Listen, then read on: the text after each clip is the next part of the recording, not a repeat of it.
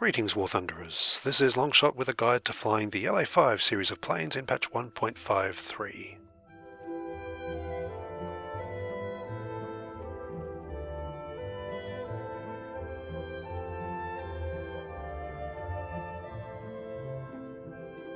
These planes were derived from the La-3s, the primary change being the switch from an underperforming inline engine to the more powerful radial. In fact, if you compare the LAGs to the LAs, the wings, tail and fuselage are pretty much identical. In War Thunder we have three La-5s. The first is a Tier 2 plane, current battle rating of 3.3. The La-5F is a Tier 3 plane, but still at 3.3. And the La-5FN is a Tier 3 at 4.0. All of them have the same armament, a pair of nose-mounted 20mm Chivak cannon with 340 rounds of ammunition. Historically they were extremely effective low-altitude fighters. Under 3,000 metres they were a threat to the Bf-109s, which they could outroll, and Focke-Wulf 190s, which they could outturn. However, the 109s were better climbers and dogfighters compared to the La-5s, and the 190s were much faster and could simply fly away from them. In this video I'll look at how the La-5s fly in War Thunder. I'll cover the tactics that work best with these planes and look at the differences between the three La-5 variants. So to start with, let's see how they perform in a test flight. These planes have their best climb rate at an indicative airspeed of 290 to 310 km an hour, which is quite fast. At around 3,500 metres the WEP turns grey and provides much less of a boost than it does at lower altitudes. I can only get this plane to around 3,700 metres in 2 WEP cycles, which isn't spectacular, though on the upside it'll be travelling at a high speed when it gets there. I also tried burst climbing, pointing the plane up at a steep angle with WEP and then flying horizontally while the WEP recovers. This gets me a little extra altitude in 2 WEPs, but I reach it at a far lower speed, so I don't think this method is worthwhile. Its roll speed should be quite fast, similar to the Focke-Wulf 190s, which it is. I'll put the plane into a horizontal turn to test the strength of its elevators, and that jerky response is not a good sign. The plane's turning quite slowly, the circle is fairly wide, and yes, it's nowhere near catching its smoke trail. Using elevators alone, this plane will be outturned by nearly every other single piston engine fighter in War Thunder, and that includes Focke-Wulf 190s. I'll give it another try, this time using combat flaps. Still the same jerky response, although it does look like it's turning a little better. Yes, but still not great, and the speed starts to drop after I've completed a 360-degree circle. Of course, elevators are only half the story, and I'll test the rudder next, but on what I've seen so far, I'd avoid dogfighting anything with an La-5. Okay, up elevator and left rudder together, and the rudder is far stronger, pulling the plane sharply to the side. I'm tapping the right roll to keep the plane on a 45-degree angle while continuing the turn, and yes, it's now crossing the smoke trail, though only just. See how much tighter that circle looks. So if you have to dogfight with this plane, you must absolutely use the rudder. Even so, a lot of planes will outturn you in a prolonged turning contest. Oh, and given the poor elevator and high climbing airspeed, I suggest avoiding use of loops and Immelmans in a dogfight. Okay, I'll put it into a dive. More jerky behaviour there. It's like the plane isn't properly balanced or something. But anyway, let's see how it goes at high speed. The ailerons stiffen up noticeably, even past 400 km an hour, and by 600 the roll speed's too slow to allow any rapid changes of direction. And the plane's only going to reach around 735 km an hour, which is pretty slow after a 3,000 metre dive. I'll see how it responds to mouse movements. Very, very slowly. The high-speed handling on this plane is really quite poor. Alright, I'll see how much altitude it can recover in a vertical zoom climb. I started the climb at a height of 285 metres, and it recovers 1,900 metres before dropping below 200 km an hour, a speed at which I'd normally look to level off, but as usual I'm going to take it right up into a stall hammerhead turn. Just waiting until it reaches stall speed. Okay, now rudder over, combat flaps extended, and it flips over quickly and snaps to the mouse cursor without much delay. And there's nothing really to fault there. That's exactly the behaviour you want in a hammerhead turn. It did, however, take quite a while to lift up out of the dive. Okay, so that's the La-5. How about the La-5F? Well, its handling was exactly the same as the La-5, except for the high-speed test. Firstly, its roll rate is much better at high speed, although again the plane doesn't want to go much faster than 730 km an hour. Its top speed just isn't that great. There's no elevated compression to speak of though, and let's see how well it tracks the mouse at high speed. It's excellent, a huge improvement on the La-5. So far so good. Let's try the La-5 FN. I'd expect this to be similar to the La-5F, perhaps even slightly better. Its roll speed looks to be about the same, but like the others, the plane fails to reach 740 km an hour in a long, steep dive, and that did surprise me. I thought the FN would be significantly faster. Let's see how well it tracks the mouse. Is it just my imagination, or is this worse than the 5F? It certainly feels rather sluggish, though not as bad as the first La-5, that's for sure. Remembering that otherwise though, the handling of these three planes is pretty much identical, and I think the FN is rather underwhelming. The I-185 on the same battle rating is simply a better option, as are the various Yaks around that rating, and theoretically the Bf-109s, Focke-Wulf 190s and Spitfires will fly rings around this plane. So to me it looks like the best variant is the La-5F, though I'd rarely choose to fly it instead of a Yak-1B, 7B or Yak-9, but that's just my personal preference. So before I show you a battle, there's one thing to be aware of when upgrading this plane. It has two modifications to its armour. Both of them add weight and detract from the plane's performance, and all they do is protect your pilot from enemies directly on your 6. For me, I'd rather have the extra performance, so I uninstalled them as soon as they were unlocked. Okay, let's go to battle. And in a departure from how I usually do things, I'm not actually going to be flying the plane. This footage was sent to me by my friend Oki, and as it perfectly demonstrates the strengths, weaknesses and applicable tactics for this plane, I'm very happy to feature him as the guest pilot in this video. Okay, he's using stealth ammo for the Shavaks, which is usually what I go with as well, and his convergence of 500 meters is okay, though for nose-mounted weapons, I generally take it right out to 800 meters. He's climbing sideways to the battle at high speed, which I definitely agree with. Unless you're brilliant at head-ons, I suggest avoiding the initial merge with this plane. He could climb a little steeper though. 350 km an hour is wasting some of its power on forward speed rather than gaining altitude. Now Oki is very unusual in that while he's using mouse aim and keyboard, he has pedals configured for his rudder. And this makes his flying very smooth indeed. It also makes me rather jealous. Oki also told me that he made some cool mistakes in his video, as he described them, and that's great as it's always instructive to see what to avoid rather than only focusing on correct tactics. Anyway, a Yak-9T has targeted Oki and is approaching at high speed, though it looks like this guy has only just started climbing off his spawn height. Oki steepened his climb angle to try and exhaust the enemy plane's energy, but he's still closing in quickly, so Oki decides to rudder over and face him head on. A brief and accurate burst and Oki escaped what could have turned into an awkward situation had the Yak survived.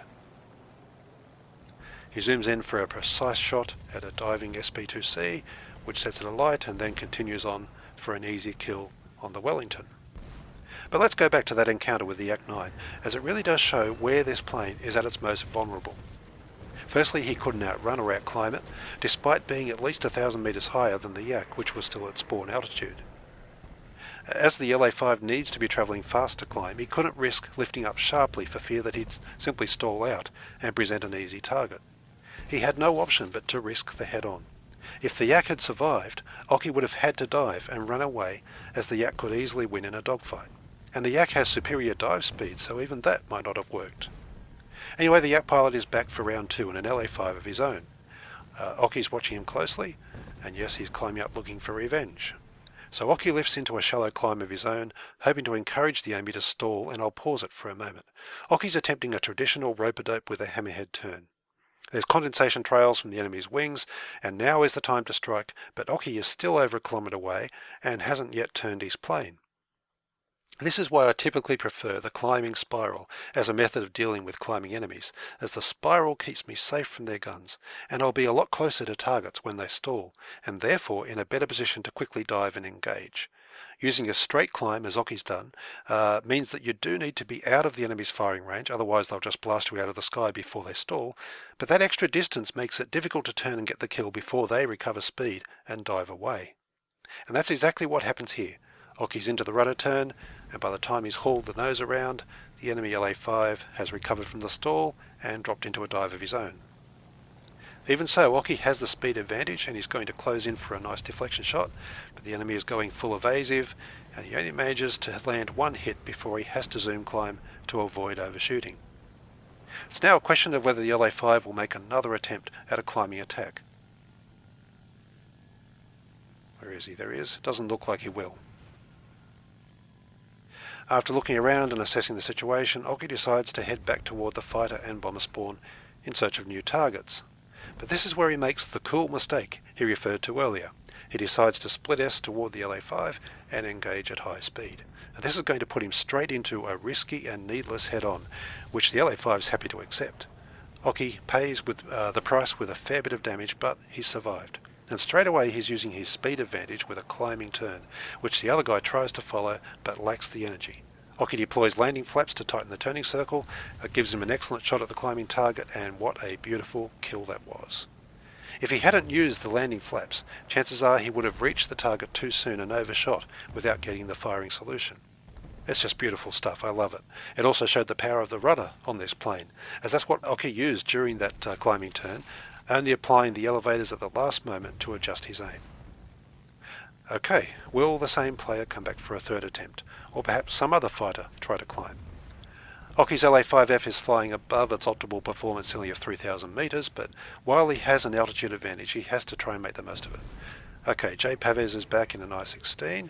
So far he hasn't climbed, though the Tiffy might be. Oki keeps a close watch on both planes. The Tiffy's definitely climbing, and so is J. Pavez. Again, he lifts up into a shallow climb. I think he's looking for a rope-a-dope on the Tiffy, but by the time he looks around, the Tiffy's starting to fall away.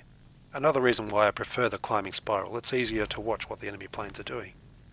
Rudder turn into a dive, and the Tiffy's no longer a target, but the Ishak definitely is. But once again, Oki will be just a fraction of a second too late as the Ishak recovers speed and goes evasive and presents an extremely small target.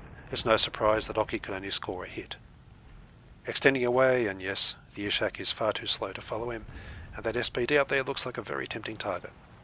But even at high speed, it's always dangerous flying 1,000 meters above the enemy fighter spawn.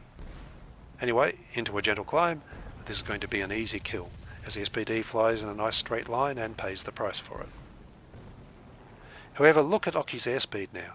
It's quite low despite only climbing 1,000 meters, and that's purely down to the plane's lack of performance at this altitude. While he maintains an altitude advantage, it doesn't matter so much, but he could be in trouble if an enemy fighter manages to climb up and engage him on an equal footing.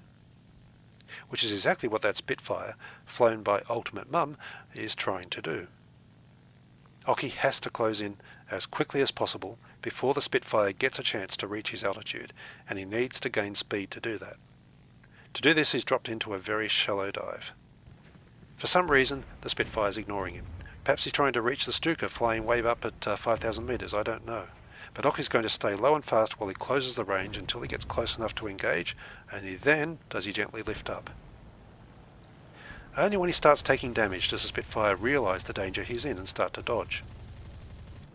It's vital that Oki finishes him off before the Spit can start to dogfight, and he does. And that's a bit of a relief. If instead of flying away and letting himself be intercepted, the Spit had instead turned to fight, the chances are that Oki might have been forced to surrender altitude and dive away. There's no way an La-5 can hang with a Spit in a dogfight, even using the rudder, nor is it fast enough at this altitude to be able to extend away from a Spitfire and engage using hit-and-run tactics. But as it is, the Spitfire's down and Oki is on the hunt for his next target. There's no climbers right now, so it looks like he's going to have to start some boom and zooming. The A-20 is the closest and highest plane, so it's the obvious target here. Into a dive, zoom in to line up an accurate shot, leading ahead of the indicator, and down he goes. That was as simple as it gets, and the high-speed manoeuvrability was not tested at all. I think the first La-5 would have had no trouble making that kill. Oki lifts the plane very gently up in this zoom climb, makes a very gradual turn back toward the bomber spawn, and that's a great example of how to keep your speed as high as possible by avoiding unnecessarily sharp turns. Okay, some bombers are spawning in, so I'll skip ahead a bit. Right, we have a B-25 who looks like he wants to attack. He does, and Oki turns neatly under his guns. Now he could either turn to engage the B-25 or continue on to attack the IL-4, which is the easier option, and yes, that's what he goes with.